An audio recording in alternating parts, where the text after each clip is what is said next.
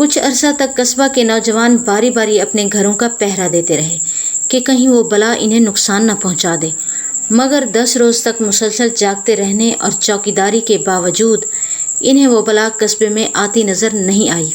असद खामोशी से इनकी बातें सुनता और इसके चेहरे पर एक मुस्कुराहट थी, जैसे वो इन तालीम याफ्ता लोगों की जहालत पर दिल ही दिल में हंस रहा हो। जब इसका दोस्त ये किस्सा बताकर खामोश हुआ तो वो कहने लगा, मैं इन बेसरोपा बातों को कतई नहीं मानता। अगर आप लोग चाहें तो मैं खंडरात में जाकर आप लोगों के वहम को झुठला सकता हूँ।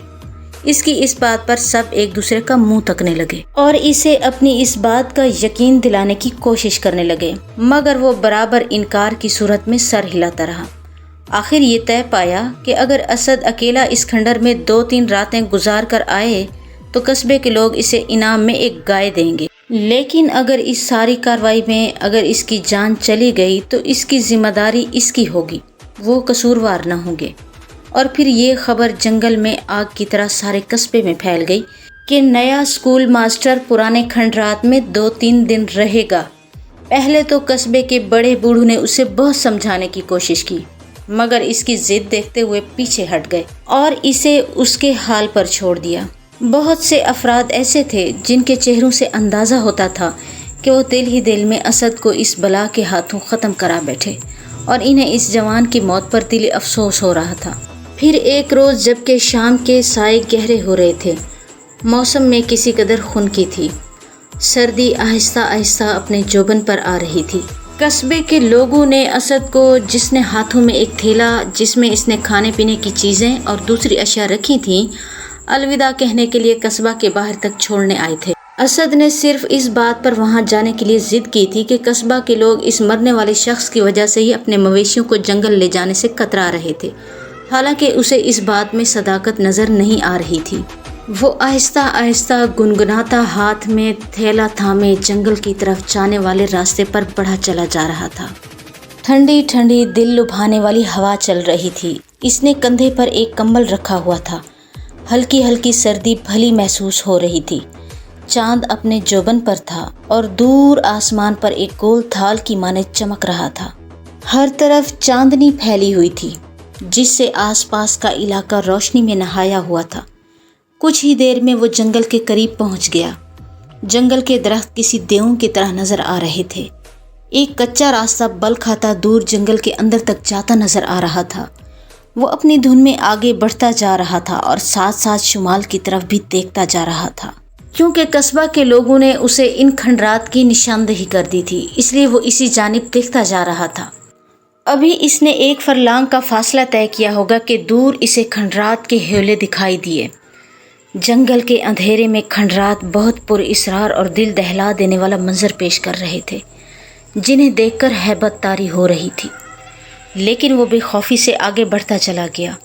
अब इसने कांधे से कंबल उतारकर अपने जिस्म के चारों तरफ लपेट लिया था, क्योंकि खुली फिजा में उसे सर्दी महसूस हो रही थी। चांद की चांदनी में रास्ता साफ दिखाई देने की वजह से इसने टार्च रोशन ना की, क्योंकि अभी इसे इसकी ज़रूरत महसूस नहीं हो रही थी।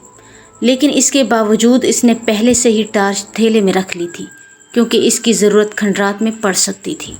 इसके अलावा इसने थैले में दूसरे सामान के साथ कुछ मोमबत्तियाँ और एक माचिस का पैकेट भी रख लिया था।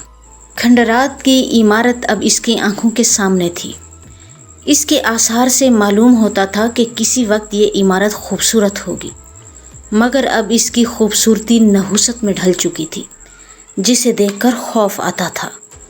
एक लम्हे के लिए इसने सोचा कि वो वापस भाग जाए, मगर फिर इसने इसे अपनी अना का मसला बनाते हुए खंडरात की जानिब पेशकदमी की, क्योंकि इस तरह वापस लौट जाने से सारे कस्बे में इसकी बेइज्जती होना थी, जो कि उसे कतई तौर पर कबूल ना थी।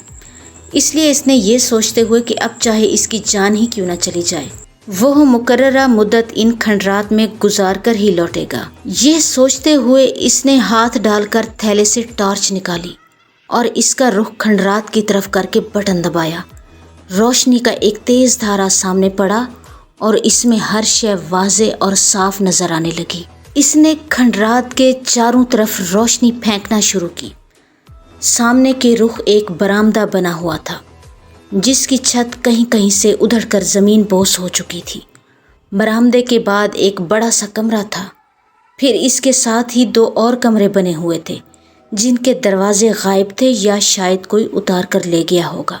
اس نے جیسے ہی روشنی کمرے میں پھینکی، چمگادڑوں کا ہجوم شور مچاتا ہوا کمرے سے نکلا اور باہر تاریک فضا میں تحلیل ہو گیا۔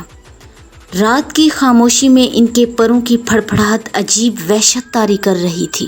اسد نے اپنے رہنے کے لیے کوئی صاف جگہ کا انتخاب کرنا چاہا، لیکن کمروں میں بے انتہا گندگی اور بدبو پھیلی ہوئی تھی۔ وہاں تو ایک پل کھڑا ہونا بھی دشوار محسوس ہو رہا تھا۔ اس نے گھوم پھر کر دوسرے کمروں کا جائزہ لینا شروع کیا۔